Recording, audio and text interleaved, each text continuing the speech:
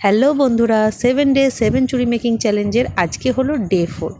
প্রথম দিন বানিয়েছিলাম ইয়েলো কালারের সেট, তারপরে পরপর দুদিন বানিয়েছি ব্ল্যাক কালারের সেট। আজকে বানাবো সুন্দর মেরুন কালারের একটা ব্রাইডাল সেট। আপনার যদি কোনো হেভি শাড়ি থাকে, লেহেঙ্গা থাকে, চুড়িদার থাকে, তার সাথেও কিন্তু পরতে পারবেন। এই মেরুন কালারের সেটটা বানানোর জন্য আমি এখানে 6টা চুড়ি নিয়েছি, দুটো মোটা ব্যাঙ্গেল নিয়েছি, দুটো তার থেকে একটু সরু আর দুটো তার থেকে আর একটু সরু। আর এই ব্যাঙ্গেল বেসগুলোতে কিন্তু আমি আগে থেকেই কাপড় পেঁচিয়ে রেখেছি। তো যাই হোক, এরপরে প্রথমে ওই যে সরু দুটো চুড়ি আছে, মানে সব থেকে সরু দুটো, তার একটা সাইডে আমি একটু মোটা যে জড়িটা হয় সেই জড়িটা দুবার করে লাগিয়ে নিয়েছি। তারপরে সুন্দর মানে ওই যে প্লাস্টিকের পাথর টাইপের হয়, আপনারা ছবিটা দেখলেই বুঝতে পারবেন, সেটা লাগিয়ে ওই সেট দুটো মানে সরু চুড়ি দুটো রেডি করে নিয়েছি। এরপরে আমি বানাবো তার থেকে তুলনামূলক যে মোটা বেসটা আছে সেটা।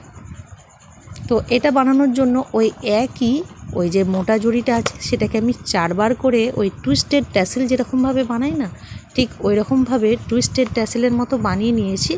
তারপরে সেটাকে ঠিক মাঝখানে আমি আঠা দিয়ে সেট করে নিয়েছি।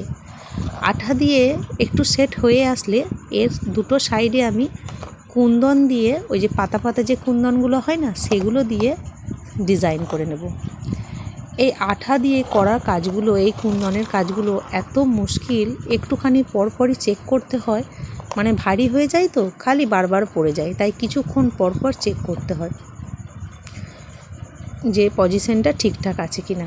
তো এই দেখুন, আমার একটা চুড়ি বানানো হয়ে গেছে।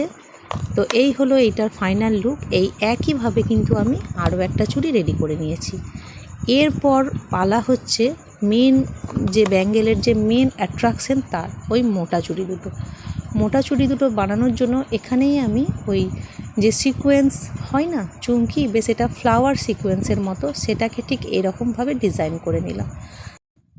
এরপর ওর ঠিক সাইড থেকে আমি একটা করে ওই গোল্ডেন কালারের পুঁথি দিয়েছি, তারপরে একটা কাঠদানা দিয়েছি, এরকম করে লম্বা একটা ডিজাইন করে নিয়েছি। তারপরে মানে তার ঠিক একদম পাশেই বেশ খানিকটা আঠা দিয়ে ওই গোল কুন্দনগুলো হয় না, সেগুলো দিয়ে বেশ সুন্দর একটা ফুল ফুল মতো শেপ দিলাম।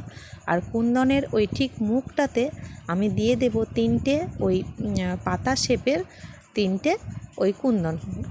এরপর ওই যে মাঝখানে যে সাদা অংশটা আছে না, ওখানে আমি একদম ছোট্ট ছোট্ট যে ছোট ছোট পুঁথিগুলো হয় সাদা কালারের, ওই পার্লের মতো দেখতে, সেগুলো দিয়ে দেব। ঠিক একইভাবে আমি ওই মোটা ব্যাঙ্গেল দুটো রেডি করে নেব। তো এই দেখুন, সব